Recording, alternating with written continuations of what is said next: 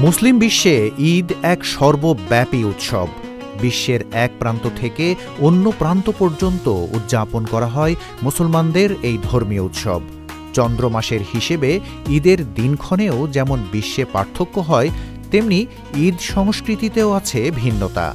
প্রতি দেশেই ঈদ পালনে আছে বৈচিত্র্য। বাংলাদেশে ঈদ মানেই জাঁকজমকপূর্ণ উৎসব। ঈদগাহে কোলাকুলি থেকে শুরু করে ফিরনি পায়েস খাওয়া, দল বেঁধে ঘুরতে যাওয়া, শুভেচ্ছার সাথে আছে সালামি দেয়ার রেয়াজও। সৌদি আরবেও ঈদের আয়োজন থাকে মন কাড়া।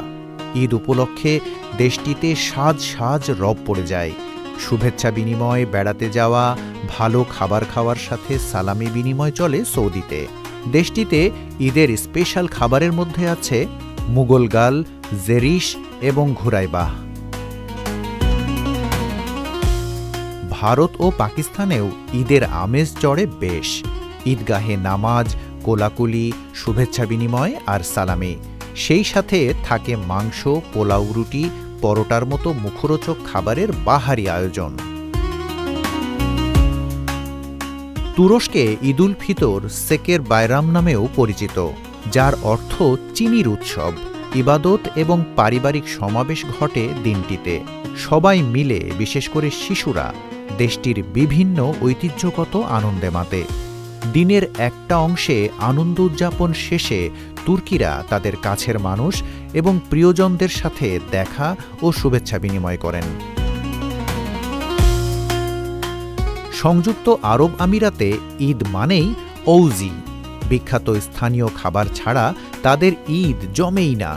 দীর্ঘ সময় নিয়ে রান্না করা খাবারটিতে রসালো ছাগলের মাংস আর ভাতের মিশ্রণ থাকে।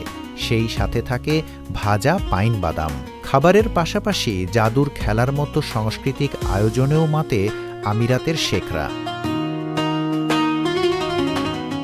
মালয়েশিয়ানরা ঈদের আগের দিন তাদের নিজ নিজ শহরে ভ্রমণে বের হয়।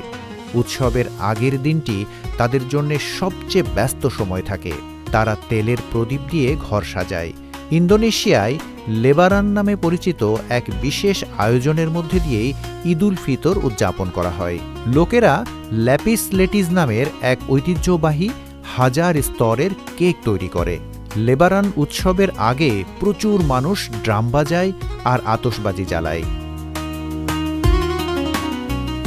মিশরীয়রা বন্ধুদের সাথে ভোজন আর সময় কাটানোর মাধ্যমেই পার করে। দিনটিতে সবাই ফাত্তার নামক বিশেষ খাবার প্রস্তুত করে। এটা ভাত, মাংস ও রুটির মিশ্রণ। সেই সাথে আছে কুনাফা, যা পনির দিয়ে তৈরি একটি মিষ্টান্ন। ইউরোপ থেকে আমেরিকা সব মহাদেশেই ঈদ আসে অবারিত আনন্দ নিয়ে। মুসলিম সম্প্রদায়ের মানুষের এই বড় উৎসবে অন্য ধর্মের মানুষেরাও যোগ দেয়। বাহারি খাবার আর আনন্দ উল্লাসে কাটে তাদের ঈদ। তবে বিশ্বের সবচেয়ে করুণ ঈদ আসে ফিলিস্তিনের গাজায়, যেখানে আনন্দ নয়, ঈদও আসে আতঙ্ক আর অনাহারে। ইসরায়েলি বোমায় ঝলসে যায় গাজাবাসীর সবকটি উৎসব। ঈদের নামাজের সময়ও বাজে মৃত্যুর সাইরেন। যদিও তারপরও উৎসব তার রঙেই হাজির হয় ওই মৃত্যু উপত্যকায়।